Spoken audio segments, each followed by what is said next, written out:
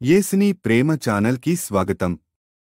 దయచేసి ఈ ఛానల్ని లైక్ చేయండి, షేర్ చేయండి, సబ్స్క్రైబ్ చేయండి. తెలుగు డైలీ ఆడియో బైబిల్ దినవృత్తాంతముల 2వ గ్రంథము 1వ అధ్యాయము.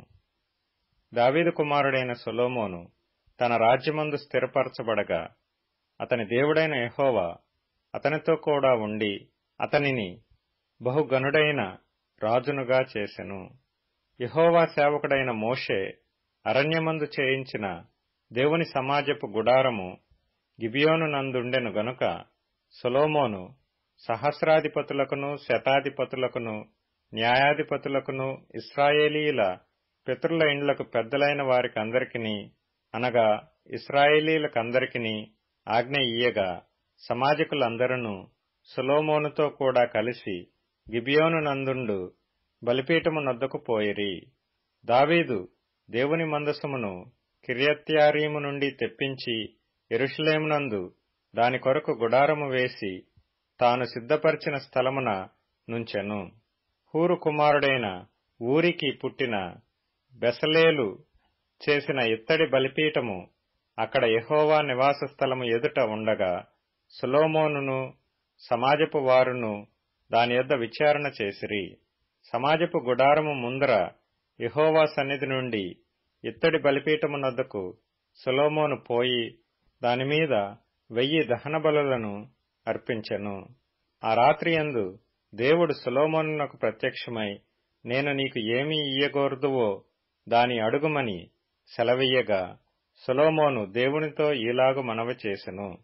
నీవు నా తండ్రి అయిన దావీదు ఎడల బహుగా కృపచూపి అతని స్థానమందు నన్ను రాజుగా నియమించి ఉన్నావు గనుక దేవా యెహోవా, నీవు నా తండ్రి అయిన దావీదునకు చేసిన వాగ్దానమును స్థిరపరచుము. నేల ధూళియంత విస్తారమైన జనుల మీద నీవు నన్ను రాజుగా నియమించి ఉన్నావు. ఈ నీ గొప్ప జనమునకు న్యాయము తీర్చ శక్తిగలవాడెవడు?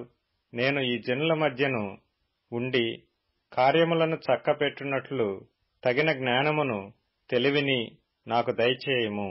అందుకు దేవుడు సొలొమోనుతో ఈలాగు సెలవిచ్చెను. నీవు ఈ ప్రకారము యోచించుకొని ఐశ్వర్యమునైనను సొమ్మునైనను ఘనతనైనను నీ శత్రువుల ప్రాణమునైనను దీర్ఘాయువునైనను అడుగక నేను నిన్ను వారి మీద రాజుగా నియమించిన నా జనులకు న్యాయము తీర్చుటకు తగిన జ్ఞానమును తెలివిని అడిగియున్నావు. కాబట్టి జ్ఞానమును తెలివియు నీకియ్యబడును. నీకన్నా ముందుగానున్న రాజులకైనను నీ తర్వాత వచ్చు రాజులకైనను కలుగని ఐశ్వర్యమును సొమ్మును ఘనతను నీకిచ్చెదను అని చెప్పెను. పిమ్మట సొలొమోను గిబియోనులో నుండు సమాజపు గుడారము ఎదుటనున్న బలిపీఠమును విడిచి యెరూషలేమునకు వచ్చి ఇశ్రాయేలీలను ఏలుచుండెను. సొలొమోను రథములను గుర్రపు రౌతులను సమకూర్చెను. 1400 రథములను 12,000 గుర్రపు రౌతులను అతనికి ఉండెను. వీరిలో కొందరిని అతడు రథములుండు పట్టణములలో ఉంచెను. కొందరిని తన రాజు సన్నిధిని ఉండుటకు యెరూషలేములో ఉంచెను. రాజు యెరూషలేమునందు వెండి బంగారములను రాళ్లంత విస్తారముగాను సరళమ్రాణులను షెఫేలా ప్రదేశముననున్న మేడి చెట్లంత విస్తారముగాను సమకూర్చెను. సొలొమోనునకుండు గుర్రములు ఐగుప్తులో నుండి తేబడెను. రాజు వర్తకులు ఒక్కొక్క గుంపునకు నియామకమైన ధరనిచ్చి గుంపులు గుంపులుగా కొని తెప్పించిరి. వారు ఐగుప్తు నుండి కొని తెచ్చిన రథమొకటింటికి 600 తులముల వెండియు గుర్రం ఒకటింటికి 150 తులముల వెండియు నిచ్చిరి. హిత్తీయుల రాజులందరి కొరకును సిరియా రాజుల కొరకును వారు ఆ ధరకే వాటిని తీసుకొనిరి. దినవృత్తాంతముల 2వ గ్రంథము 2వ అధ్యాయము. సొలొమోను యెహోవా నామ ఘనత కొరకు ఒక మందిరమును, తన రాజ్య ఘనత కొరకు ఒక నగరును కట్టవలనని తీర్మానము చేసుకొని బరువులు మోయుటకు 70,000 మందిని, కొండల మీద రాణులు కొట్టుటకు 80,000 మందిని ఏర్పరచుకొని వీరి మీద 3,600 మందిని అధిపతులుగా ఉంచెను. సొలొమోను తూరు రాజైన హీరాము నొద్దకు దూతల చేత ఈ వర్తమానము పంపెను. నా తండ్రి అయిన దావీదు నివాసమునకై ఒక నగరును కట్టతలిచి ఉండగా నీవు అతనికి సరళమ్రాణులను సిద్ధము చేసి పంపించినట్లు నాకును దయచేసి పంపించుము. నా దేవుడైన యెహోవా సన్నిధిని సుగంధ వర్గములను ధూపము వేయుటకును సన్నిధి రొట్టెలను నిత్యము ఉంచుటకును ఉదయ సాయంకాలముల యందును విశ్రాంతి దినముల యందును అమావాస్యల యందును మా దేవుడైన యెహోవాకు ఏర్పాటైన ఉత్సవముల యందును ఇశ్రాయేలీలు నిత్యమును అర్పింపవలసిన దహన బలులను అర్పించుటకును ఆయన నామ ఘనత కొరకు మందిరమొకటి ఆయనకు ప్రతిష్ఠితము చేయబడినట్లుగా నేను కట్టించబోచున్నాను. నేను కట్టించు మందిరము గొప్పదిగా నుండును. మా దేవుడు సకలమైన దేవతల కంటే మహనీయుడు గనుక ఆకాశములను మహాకాశములను ఆయనను పట్టజాలవు. ఆయనకు మందిరమును కట్టించుటకు చాలిన వాడెవడు? ఆయన సన్నిధిని ఆయనకు మందిరమును కట్టించుటకైనను నేనేమాత్రపు వాడను? ధూపము వేయుటకే నేను ఆయనకు మందిరమును కట్టదలచియున్నాను. నా తండ్రి అయిన దావీదు నియమించి యూదాదేశములోను యెరూషలేములోను నా యొద్ద ఉంచిన ప్రజ్ఞ గలవారికి సహాయకుడై ఉండి బంగారముతోనూ వెండితోనూ ఇత్తడితోనూ ఇనుముతోనూ ఊదా నూలుతోనూ ఎర్ర నూలుతోనూ నీలి నూలుతోనూ చేయు పనియును అన్ని విధముల చెక్కడపు పనియును నేర్చిన ప్రజ్ఞగల మనుష్యునొకని నా యొద్దకు పంపుము. మరియు లెబానోనునందు మ్రాణులు కొట్టుటకు మీ పనివారు నేర్పుగలవారని నాకు తెలిసేయున్నది. కాగా లెబానోను నుండి సరళ మ్రాణులను దేవదారు మ్రాణులను చందనపు మ్రాణులను నాకు పంపుము. నేను కట్టింపబోవు మందిరము గొప్పదిగాను ఆశ్చర్యకరమైనదిగాను ఉండును గనుక నాకు మ్రాణులు విస్తారముగా సిద్ధపరచుటకై నా పనివారు మీ పనివారితో కూడా పోవుదురు.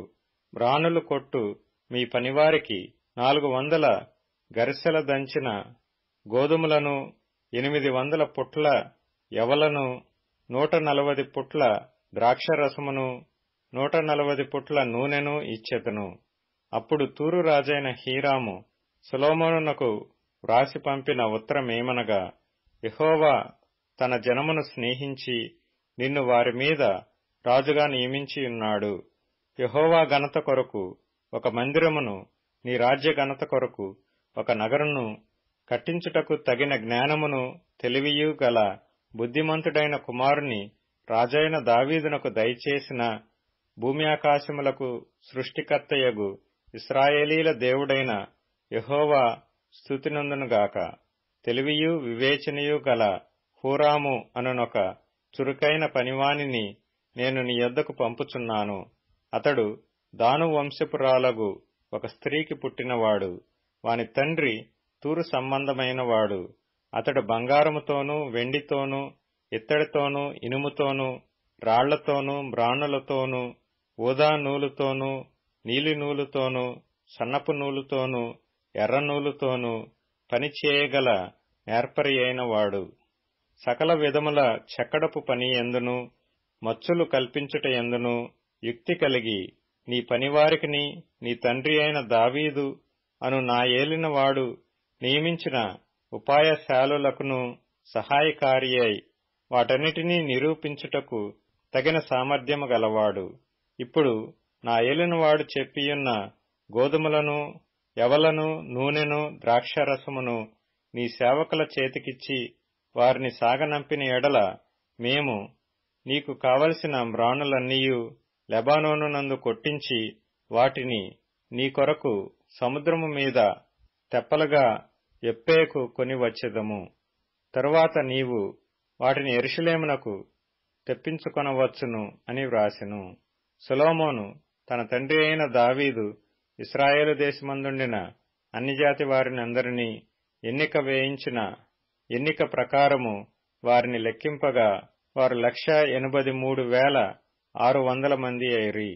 వీరిలో బరువులు మోయుటకు 70,000 మందిని, పర్వతములందు బ్రానులు కొట్టుటకు 80,000 మందిని, జనుల మీద అధిపతులుగా నుండి పని చేయించుటకు 3,600 మందిని అతడు ఏర్పరచెను. దినవృత్తాంతములు 2వ గ్రంథము 3వ అధ్యాయము. తరువాత సొలొమోను యెరూషలేములో తన తండ్రి అయిన దావీదునకు యెహోవా ప్రత్యక్షమైనప్పుడు మోరియా పర్వతమందు దావీదు సిద్ధపరిచిన స్థలమున యెబూసీయుడైన ఒర్నాను కళ్లమందు దావీదు ఏర్పరిచిన స్థలమున యెహోవాకు ఒక మందిరమును కట్టనారంభించెను. తన ఏలుబడిలో 4వ సంవత్సరము 2వ నెల 2వ దినమందు దాని కట్టనారంభించెను. దేవుని మందిరమునకు సొలొమోను పునాదులు ఏర్పరచెను. పూర్వపు కొలల ప్రకారము పొడవు 60 మూరలు, వెడల్పు 20 మూరలు. మందిరపు ముఖ మంటపము మందిరపు పొడుగును బట్టి 20 మూరల వెడల్పు, 120 మూరలు ఎత్తు. దాని లోపలి భాగమును ప్రశస్తమైన బంగారముతో అతడు పొదిగించెను. మందిరపు పెద్ద గదిని దేవదారు పలకలతో కప్పి వాటిపైన మేలిమి బంగారమును పొదిగించి పైభాగమున ఖర్జూరపు చెట్ల వంటి పనియు గొలుసుల వంటి పనియు చెక్కించి ప్రశస్తమైన రత్నములతో దానిని అలంకరించెను. ఆ బంగారము పర్వయీము నుండి వచ్చినది. మందిరపు దూలములను, స్తంభములను, దాని గోడలను, దాని తలుపులను బంగారముతో పొదిగించి గోడల మీద కెరూబులను చెక్కించెను. మరియు అతడు పరిశుద్ధ స్థలమొకటి కట్టించెను. దాని పొడవు మందిరపు వెడల్పును బట్టి 20 మూరలు, దాని వెడల్పు 20 మూరలు. 1200 మణుగుల మేలిమి బంగారుతో అతడు దాని పొదిగించెను. మేకుల ఎత్తు 50 తులముల బంగారు. మీది గదులను బంగారముతో పొదిగించెను. అతి పరిశుద్ధ స్థలమందు చెక్కడపు పనిగల 2 కెరూబులను చేయించి వాటిని బంగారుతో పొదిగించెను. ఆ కెరూబుల రెక్కల పొడవు 20 మూరలు, ఒక్కొక్క రెక్క 5 మూరల పొడుగు. అది మందిరపు గోడకు తగులుచుండెను. రెండవది జతగానున్న కెరూబు రెక్కకు తగులుచుండెను. ఈ ప్రకారము చాచుకొనిన ఈ కెరూబుల రెక్కలు 20 మూరలు వ్యాపించెను. కెరూబులు పాదముల మీద నిలువబడెను. వాటి ముఖములు మందిరపు లోతట్టు తిరిగియుండెను. అతడు నీలి నూలుతోనూ, ఊదా నూలుతోనూ, ఎర్రనూలుతోనూ, సన్నపు నార నూలుతోనూ ఒక తెరను చేయించి దానిమీద కెరూబులను కుట్టించెను. ఇదియుగాక మందిరము ముందర ఉండుటకై 35 మూరల ఎత్తుగల 2 స్తంభములను, వాటి మీదికి 5 మూరల ఎత్తుగల పీటలను చేయించెను. గర్భాలయమునందు చేసినట్టు గొలుసు పని చేయించి స్తంభముల పైభాగమున దాని ఉంచి 100 దానిమ్మ పండ్లను చేయించి ఆ గొలుసు పని మీద తగిలించెను. ఆ 2 స్తంభములను దేవాలయము ఎదుట కుడి తట్టున ఒకటియు, ఎడమ తట్టున ఒకటియు నిలువబెట్టించి కుడి తట్టు దానికి యాకీను అనియు, ఎడమ తట్టు దానికి బోయజు అనియు పేర్లు పెట్టెను. యోహాను సువార్త 12వ అధ్యాయం. కాబట్టి యేసు తాను మృతులలో నుండి లేపిన లాజరు ఉన్న బేతనీయకు పస్కా పండుగకు 6 దినములు ముందుగా వచ్చెను. అక్కడ వారు ఆయనకు విందు చేసిరి. మార్తా ఉపచారం చేసెను. లాజరు ఆయనతో కూడా భోజనమునకు కూర్చున్న వారిలో ఒకడు. అప్పుడు మరియ మిక్కిలి విలువగల అచ్చ జటామాంసి అత్తరు ఒక సేరున్నర ఎత్తు తీసుకొని యేసు పాదములకు పూసి తన వెంట్రుకలతో ఆయన పాదములు తుడిచెను. ఇల్లు ఆ అత్తరు వాసనతో నిండెను. ఆయన శిష్యులలో ఒకడు, అనగా ఆయనను అప్పగింపనయ్యున్న ఇస్కారియోతు యూదా, ఈ అత్తరెందుకు 300 దేనారములకు అమ్మి బీదలకు ఇయ్యలేదనెను. వాడిలాగు చెప్పినది బీదల మీద శ్రద్ధ కలిగి కాదు గాని, వాడు దొంగయ్యుండి తన దగ్గర డబ్బు సంచి ఉండినందున అందులో వేయబడినది దొంగిలించుచు వచ్చెను గనుక అలాగు చెప్పెను. కాబట్టి యేసు, నన్ను పాతిపెట్టు దినము నకు ఆమెను దీని నుంచుకొనియుడి. బీదలు ఎల్లప్పుడూ మీతో కూడా ఉందురుగాని నేనెల్లప్పుడూ మీతో ఉండనని చెప్పాను.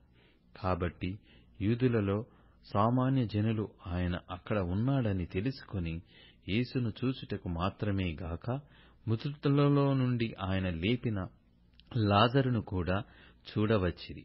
అతనిని బట్టి యూదులలో అనేకులు తమ వారిని విడిచి యేసునందు విశ్వాసముంచిరి గనక ప్రధాన యాజకులు లాజరును కూడా చంపనాలోచన చేసిరి.